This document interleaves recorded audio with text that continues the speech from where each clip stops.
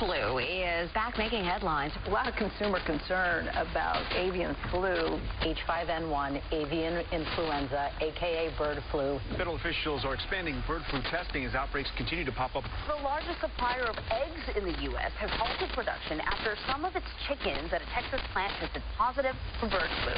6 states are reporting outbreaks of avian flu among dairy cows. This week, a Texas dairy worker had pink eye after testing positive for the virus. It's not only affecting birds, it's affecting squirrels, dolphins, all different types of mammals. The more that we allow this to spread in mammals, the more we're tempting fate that this could evolve in ways that it could threaten humans. We are definitely taking this seriously. This is a new development. Cows, mammals, being a reservoir gives this virus new opportunity to change. And that's what we're watching for really closely. Could this be the next pandemic? In terms of the animal kingdom, it already is a pandemic. It's in every continent. It's infecting all types of animals. Is this COVID all over again? Is it far worse than COVID? It's one of the worst we've seen. So, again, without scaring people, it has the capacity to be worse than COVID. What's not reassuring is that we've learned as recently as COVID that we can be surprised. So I think vigilance is appropriate. Why stop at vigilance? Just cut right to hysteria. Exactly. I can't believe we're here again, and seeing just coming out of COVID. I just want to say, Jeffrey, one of the funny things here is, I worked for CBS. I even worked with Jennifer Ashton, who was the last doctor on there, and there's moments like this where I just thank my lucky stars that I found you, that I found this great team, that I'm not being paid to shill these incredibly ridiculous stories and try and incite fear and hysteria around non-existent problems. It's nice to be able to sit here. I'm a little giddy today at my fate. Yeah, well, we're glad to have you. Glad to be sitting next to you and talking about this. Let's expand this a little bit in a way that the legacy media will never do. And so it's interesting because in 2023, Reuters, a year ago, Reuters ran this headline. It says, vaccine makers prep bird flu shot for humans just in case. Rich nations lock in supplies. And that's Reuters. And now the current headlines, they're still talking about this. It says U.S. could vaccinate 1/5 of Americans in a bird flu emergency. So those headlines are already being prepped. They're already being rolled out there. The FDA, because this has jumped to cows, is testing milk. If you go to their website, they're giving regular updates here. But you have this, 1 in 5 samples of pasteurized milk had bird flu virus fragments, FDA says. So they're PCR testing milk products on the shelf. And if you go to their actual website, the FDA, it says that the FDA continues to advise strongly against the consumption of raw milk and recommends that industry does not manufacture or sell raw milk or raw milk products. The FDA has a long history of going to war with raw milk manufacturers, literally, SWAT teaming them. So this is. I love it. Look at what that reporting just was. We found it in pasteurized milk, but we're really concerned about raw milk. I mean, again, if they had found it in raw milk, you'd be hearing about it, I guarantee you, but they didn't. But they found it in pasteurized milk. When we put thousands of cows' milk all into one barrel, as it turns out, that contamination can get to the grocery store. But stick with that process, and don't you dare go to a healthy farmer that's actually treating their cows well, not injecting them with all sorts of antibiotics and chemicals and covering the food they're eating with glyphosate and feeding them corn when they should be eating grass. No, forget about all that. That's a healthy cow giving you that raw milk. That's the danger. Haven't found it yet, but it's what we're investigating. Yeah, so the FDA is out there. They're testing cottage cheese. They're testing baby milk formula. Haven't found anything in those yet, but that's the story there. But with the other part of this conversation is the cases. So there's been 2 cases in the U.S. This H5N1 is really not very good at, when it gets into a person, jumping to another person. It does not transmit very well. So we've had 2 cases, one in 2022. This is the CDC's own report from that time. And you can see it's, kind of a milquetoast report. A U.S. case of human avian influenza A H5 virus reported. the person had contact with infected poultry, so they were culling some of their poultry herd basically because of suspected cases of H5N1. But it says public health risk assessment remains low, and that person had, if you go into that report, fatigue for a few days, and that was their only symptom, and they recovered. Not to say this is a mild disease, but then we have in 2024, this year, we have another person who allegedly have come down with it. CDC report again, and this report's a little strongly worded. It's highly pathogenic avian influenza A virus, and as you saw in the news report, the patient reported eye redness, basically, some pink eye as the only symptoms, and is recovering. But bigger conversation here. As everyone knows, coming out of COVID, we have a little COVID fatigue, but we've also been burned a little bit. So a lot of people are looking, rightfully so, at the biolab, and we have to be doing that. I mean, just recently, yesterday, Peter Daszak, the head of EcoHealth Alliance, was dragged in front of the Coronavirus Committee and questioned for a very long time. This is one of the headlines that came out of there. House COVID panel grills EcoHealth Alliance chief, demands criminal probe over virus research in Wuhan. They are asking Health and Human Service to initiate a suspension and disbarment proceedings against Daszak and EcoHealth Alliance, barring them from ever getting any type of funding from the United States again. So that's just come out of their new, like 30,000 emails. Internal emails have just been released as well about all the stuff that's been going on there. Samples were at the Wuhan Institute of Virology that were being kept there of the coronavirus. So a lot of information is coming out there, but this is, we're still 4 years later trying to figure out this thing, and we're now being shown the bird flu. The Organic Consumers Association last year put out a wonderful article, and if anybody wants to really do a deeper dive, and they have the time, this is the article to do it. Is bird flu being weaponized? And so they go into the history of bird flu. It hasn't been around, at least known, for forever. It's really 1997 was when the world first learned about it in an outbreak. And it says this in the article. The first human H5N1 outbreak occurred in Hong Kong in 1997, the year of what the British called the Hong Kong handover, when sovereignty over Hong Kong was transferred from the UK to China. It was during this politically sensitive year that Kennedy Shortwave, an Australian scientist who was the director of the World Health Organization reference laboratory at the University of Hong Kong, confirmed human cases of highly pathogenic bird flu. The 1997 Hong Kong H5N1 virus was unique in every aspect. Time magazine reported, quote, on the H gene, at a point called the cleavage site, which doesn't sound like COVID, was found a telltale mutation, the same kind of mutation found in other highly pathogenic avian viruses. The virus had regions that were identical to portions of an avian virus that struck Pennsylvania chickens in 1983. The LA Times reported, quote, the H5 piece came from a virus in a goose, the N1 piece came from a second virus in a quail, the remaining flu genes came from a third virus, also in a quail. Shortridge had been studying how avian influenza viruses spread to humans since 1975. Prior to discovering H5N1, Shortridge eerily predicted its emergence. At the time, the natural leap of a flu directly from poultry to humans was thought to be so unlikely that scientists first suspected contamination from Shortridge's lab was the cause of the highly improbable H5N1 diagnosis. So at that time, 18 human cases of the disease were recorded. There were 6 deaths. There is a known high fatality rate of this disease, but the media was not like it was back then that it is now, investigative media. So you're literally saying the experts thought it may have came from his lab, but there was no further deep investigation, independent investigation of that. So there's a big question mark hanging around that conversation there. So leaving that there brings us to the 2010, 2011, and 2012. And that's where we pick up this story. And there's 2 researchers, Yoshihiro Tayaoka and Ron Boucher. And these 2 researchers, working separately, not in the same lab, were funded to see if they could make this straight up gain of function, see if they could make this more transmissible, they could make it jump, because that was the problem for the virus, is it couldn't jump, it couldn't transmit very well. So in people, basically. So they did it in ferrets, and they were about to publish a paper, and the scientific community said, well, hold on, we can't put this out here. So this was the paper. It eventually was published. This is Nature in 2012. It says, mutant flu paper published. And it goes on to say in this, H5N1, commonly known as bird flu, a highly pathogenic and often lethal in humans, but it cannot spread efficiently between people, and cases seem to be rare. To find out if H5N1 could evolve easy transmissibility between humans, Kiowoka and his team mutated a hemagglutinin HA gene, which produces the protein that the virus uses to stick itself to host cells. The first hint of Kiowoka's work emerged last year, along with details of similar experiments led by Ron Boucher at the Erasmus Medical Center in Rotterdam, Netherlands.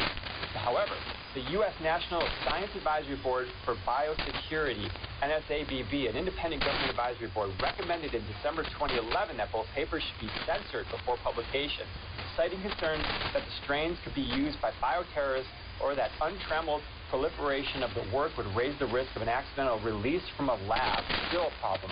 But it says, after a meeting that included international flu experts and health agency representatives, the NSABB decided in March that revised versions of the two papers should be published in full.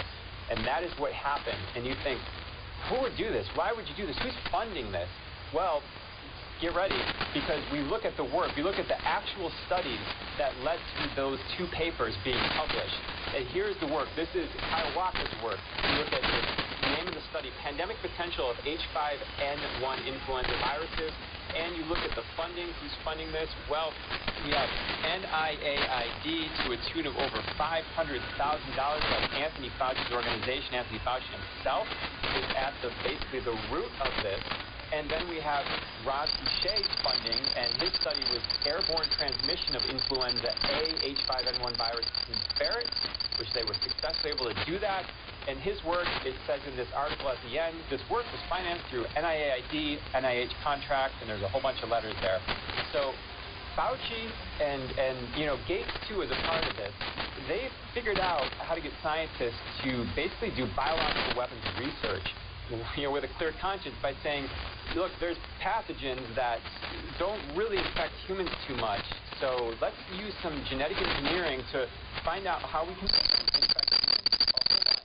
And this is not turn into a COVID situation. If it does, we don't wait 4 years to haul the bird flu Peter Daszak in front of Congress. We do that on day one to really get to the bottom of it. That would be a suggestion, just looking at this research here. I've been accused a lot recently when I talk about the bird flu of picking up on the big media narrative. There's small media narrative, there's big media narrative. They're not all always correct. There are some that are often incorrect. It all comes down to an opinion, and we have to talk about these things and have our opinions on it. But when it comes to the bird flu, my opinion, and I've done a lot of research, I've listened to a lot of these homesteading channels and other people saying that it's fake, right? I've done a lot of research. I cannot come up with that conclusion. Personally, I cannot come up with that conclusion, and I think that if you talk to some of these chicken farmers who have been impacted, they're not going to come up with that conclusion either. I do not believe that the bird flu is fake. Do I think that the bird flu is unusual? Yes, it's very unusual, and I'm going to get to that in a second. This is an extremely unusual virus. Now, whether that's natural or unnatural, I can't really comment on because I don't know. But I will say this, if you were going to create a fake pandemic, it would be a lot easier to just introduce a virus into the wild somewhere than it would be to, stake out somebody's farm and send somebody in overnight to make the chickens look sick so that they're forced to call somebody. Because it's not like the government is going out to these farms and just forcing tests on the farmers. Most of the time, a veterinarian is called, the symptoms are seen, and then they're called in. If you have followed any of this on the news lately, on December 9th or 10th, the Fish and Wildlife out in Washington reported that bird flu has led to the death of 700 birds. They were called in to investigate it. It's not like they went in and killed 700 wild birds. What happened is they went in there to investigate after reports of dead birds, and they found the bird flu there. So I don't think that the bird flu is a fake virus. I do think it's a highly unusual virus, And I don't necessarily have an opinion on whether it is natural or unnatural, but I do think that we need to be concerned. And believe it or not, as I get into what I'm going to talk about today, there is a planned response to the virus if it gets into the human population, which has already taken a life. So in my last video about this, I talked about how the pandemic has taken over 52 million birds in the U.S. It has since gone up from there. We know, as I just mentioned, 700 birds in Washington with Fish and Wildlife. Those were wild birds. There was a backyard flock in Vermont around the same time, December 9th or so, that was discovered. On December 5th, there was a backyard flock discovered in Nebraska. That event in Nebraska was the 14th case of the bird flu in Nebraska. Nebraska is one of those states that have culled 10 million birds alone. You know, estimates right now are 160 million birds worldwide. Iowa has seen 15 million birds culled. That's a little bit more than Nebraska. In Iowa, 140,000 birds were just culled in the last week or so. And since October, just since October, over 2 million birds have been culled. And the reason why the bird flu is coming back up as a good subject is because normally the bird flu actually thrives during the colder months when the birds are migrating. And then it kind of fizzles out during the warmer months. It didn't fizzle out this year. I'm going to get into how unusual this bird flu is in a minute, but it didn't fizzle out this year. In fact, it just kind of festered over the summer months. And so if you look at the numbers now, they're actually higher than they were at the beginning of last year. So the bird flu situation is getting worse. So if you think 160 million birds globally sounds bad, I have a feeling this thing is going to continue to pick up. South Dakota, 300,000 birds this past week. In total, 284 commercial flocks in the U.S. have been decimated or culled because of the bird flu. And I'm surprised it hasn't been a bigger story with the homesteading community or those who raise chickens themselves. But over 380 backyard flocks have been killed in the United States over the past year because of the bird flu. So, I've been warning people for a while, this is something you need to be mindful of. Try and do what you can to protect your flock, because these things are happening to non-commercial groups. Okay, so let's talk about what makes this bird flu, in my perspective, not just my perspective, but many scientists who study it, extremely unusual. Number one, the bird flu is normally not this intense. Okay, we had an intense bird flu in 2015, but we're blowing those numbers out of the water. We're blowing those numbers out of the water, and it's global. I mean, this is a global thing. They said in Japan that bird flu has been spreading like wildfire. In the UK, they're calling it an extinction-level event. So what we're seeing here in the U.S. doesn't even compare to what we're seeing globally. Bird flu generally starts with waterfowl, and it festers in waterfowl. It generally doesn't even kill waterfowl, and that's how it spreads. But what we've been seeing with this bird flu is that it's actually been killing waterfowl. It's been entering more species than any other bird flu that we've ever seen. So this new strain of HPAI has spread across the globe more so than any other strain that we've seen. It's been found in New Zealand, Venezuela, Portugal, Peru, Ecuador, Colombia. So this strain has been spreading through South America fairly quickly. Europe, Japan, Asia, the United States. This is a global event. This is a pretty massive ordeal right now. And they're referring to it as a new strain. So, we hear a lot of people talk about new strains of things. Everything seems to be somewhat of a new strain, but we haven't seen a strain necessarily this powerful, and that's the point of it. It is impacting waterfowl in a way that it normally wouldn't impact them. The Netherlands, it actually shut down, they had to cull 6 million birds this past year. Of course, that does you know, I can see how people would think that that has more to do with them trying to shut down 3,000 farmers. And don't get me started on that. They are shutting them down. They basically said, you sell to us or we're going to force you to sell to us. I feel like that's a whole other video of just...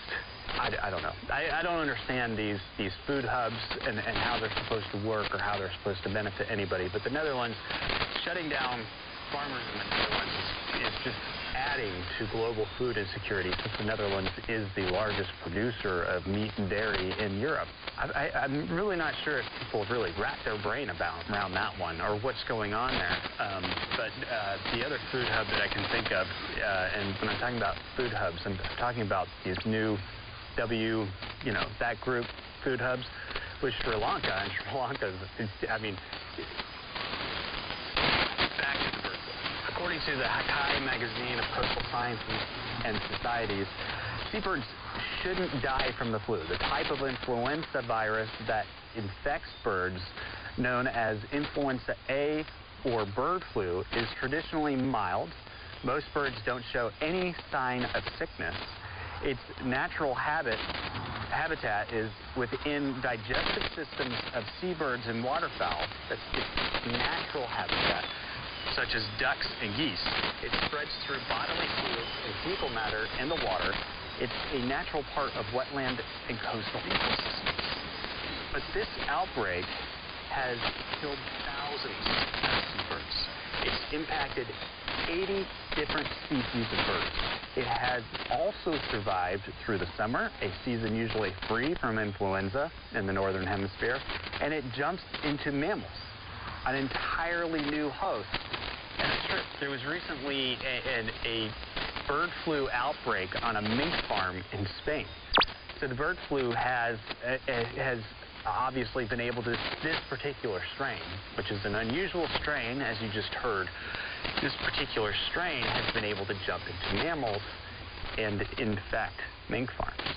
It has also been able to jump into humans. Now, it's very rare that you see a bird flu strain having the ability to impact mammals and humans.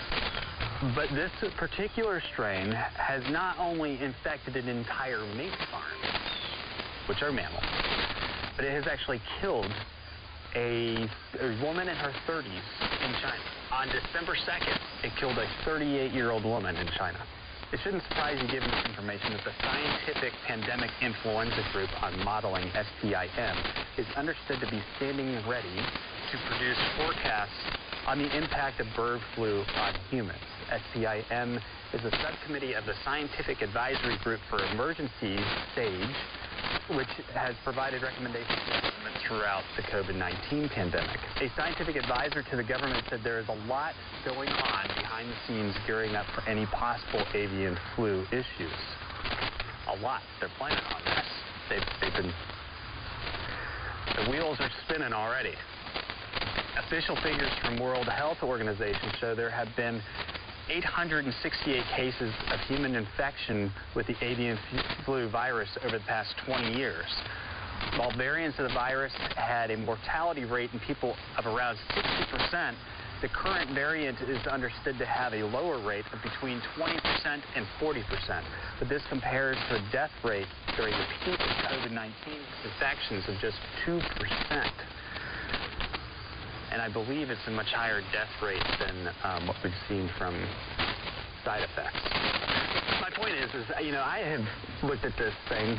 I'm not sure that you have to be super concerned about human infections at this moment in time, but should we be prepared for it? The government's preparing for it. Governments around the world are preparing for it.